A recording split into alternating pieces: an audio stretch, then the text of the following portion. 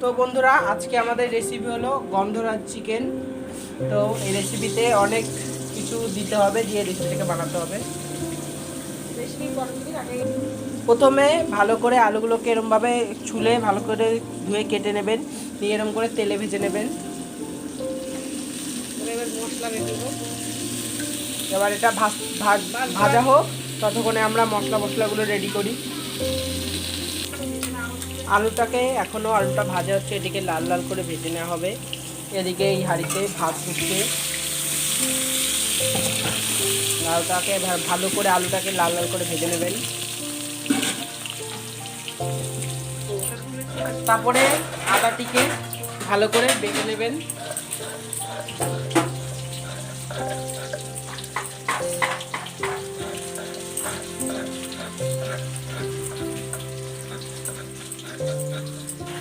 আলুটা এবারে লাল লাল ভাজা হয়ে গেলে সেটিকে একটা কড়াইয়ের মধ্যে তুলে নিতে হবে। পাত্রের মধ্যে একটু তুলে নিতে হবে কড়াই থেকে।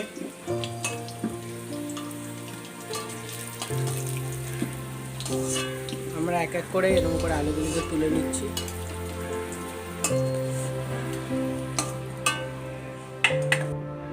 এরপর আমরা এই মাংসটিকে নিয়ে ওই তেলের মধ্যে ছেড়ে দেওয়া হবে।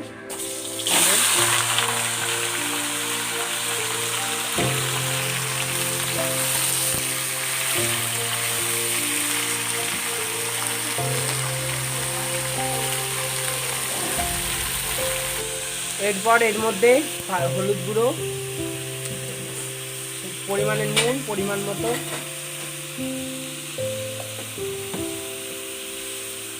দিয়ে এটাকে ভালো করে নেড়ে নিতে হবে, যাতে এই পুরো নুন হলুদটা সব মাংসের টুকরোগুলো গায়ে লেগে যায় ও সুন্দর কালারটি ফুটে আসে।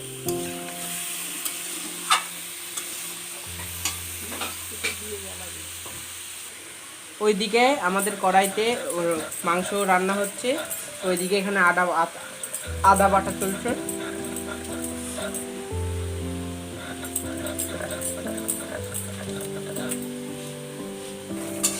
মাংসটিকে সামান্য কষিয়ে একটা পাত্রের মধ্যে নামিয়ে নেওয়া হবে।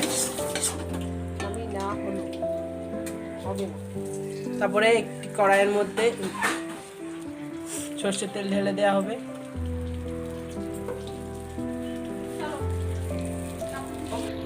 আমাদের তেল এদিকে গরম হচ্ছে।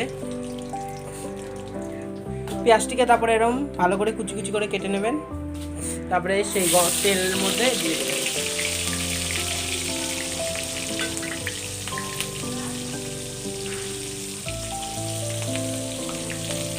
পেঁয়াজটিকে তারপরে কড়া করে ভেজে নেবেন, হালকা করে ভেজে নেবেন কড়া করে।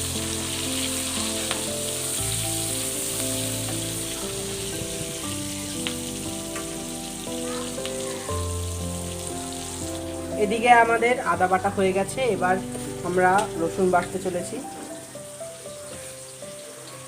এবার রসুন বাটা এর মধ্যে দিয়ে দেবেন, তার পাশাপাশি আদা বাটাও দিয়ে দেবেন।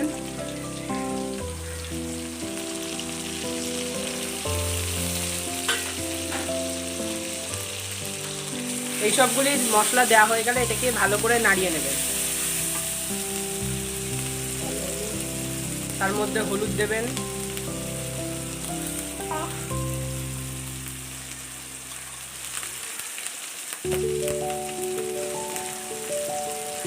লঙ্কার গুঁড়ো দেবেন। আপনারা আপনাদের পরিমাণ মতো লঙ্কার গুঁড়োটা দিতে পারেন। আমরা একটু ঝাল বেশি খাই, সেই কারণে আমরা লঙ্কার গুঁড়োটা বেশি দিয়েছি।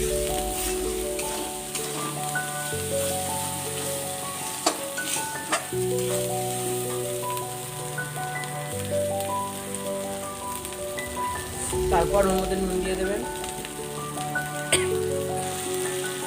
তারপর এর মধ্যে জিরে গুঁড়ো দেবেন,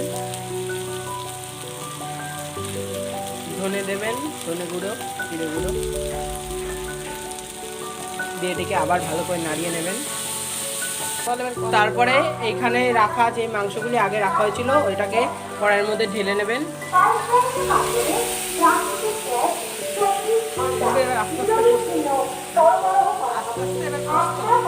এবার আস্তে আস্তে এই মাংসগুলিকে কষিয়ে নেবেন।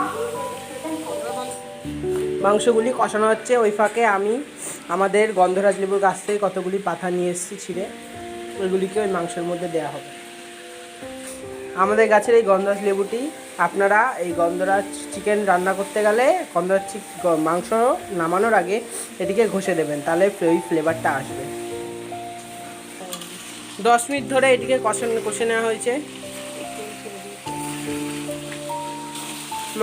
মাংসের পিসগুলি ভালো করে তেল ছেড়ে দিয়েছে। এর মধ্যে তারপরে জল দিয়ে নেবেন, গরম জল।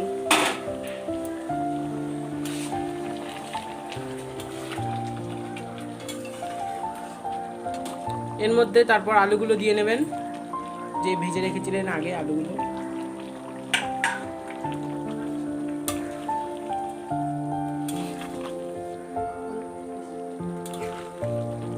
এবার এটি আস্তে আস্তে সেদ্ধ হোক, আপনাদের সাথে দেখা হচ্ছে এটি সেদ্ধ হয়ে যাওয়ার পর। এরপর আমরা এটি সেদ্ধ হয়ে গেছে, এবার রান্না কমপ্লিট হয়ে গেছে। এবার এর মধ্যে আমরা লেবু পাতা দিয়ে দেবো। কিছুক্ষণ আগে আমরা লেবুটিকে ঘষে নিয়েছিলাম, ঘষে এর মধ্যে দিয়ে দিয়েছিলাম। আপনারা গন্ধ শুকতে পারছেন না বলে আমার খুব দুঃখ হচ্ছে, কিন্তু এটার যা গন্ধ বেরাচ্ছে আমি আপনাদের বলে বোঝাতে পারবো না। এবার আমরা এটি হয়ে গেছে, এটাকে আমরা ভালো করে নামিয়ে